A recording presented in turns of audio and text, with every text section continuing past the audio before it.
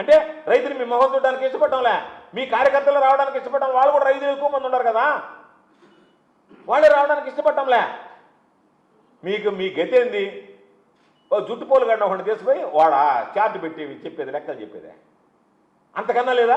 నాకు చెప్తే నేను పంపిస్తా కదా, కొంచెం తెలిసినోడిని తెలియగలవాడిని. అయ్యా మాకు తెలియదు అంటే ఆయన తీసుకొచ్చి చూసి రాయలేనోడు, చూసి రాయలేక పోయలేనోడు ఇంటర్మీడియట్ కాగితం ఇస్తే అది చూసి రాయలేక పోయలేనటువంటి వాడు చార్ట్ చేసి ఎక్స్ప్లెయిన్ చేశాడంట.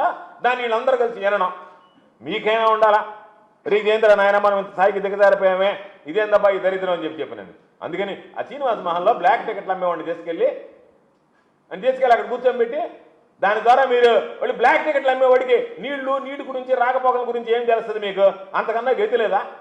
లేదు నాకు చెప్తే నేను పంపించిన ఎవరినో ఒకరిని ఏదో చెప్తున్నాడు అదట్టా ఇదిట్టా అని చెప్పి యాడు నువ్వు అప్పుడు సంవత్సరాలకు 30 టీమ్స్ 40 టీమ్స్ నువ్వేడో అక్కడ అలీపురం పక్కన పెట్టుకొని నకిలీ ఎరువులు అమ్ముకుంటుంటివి.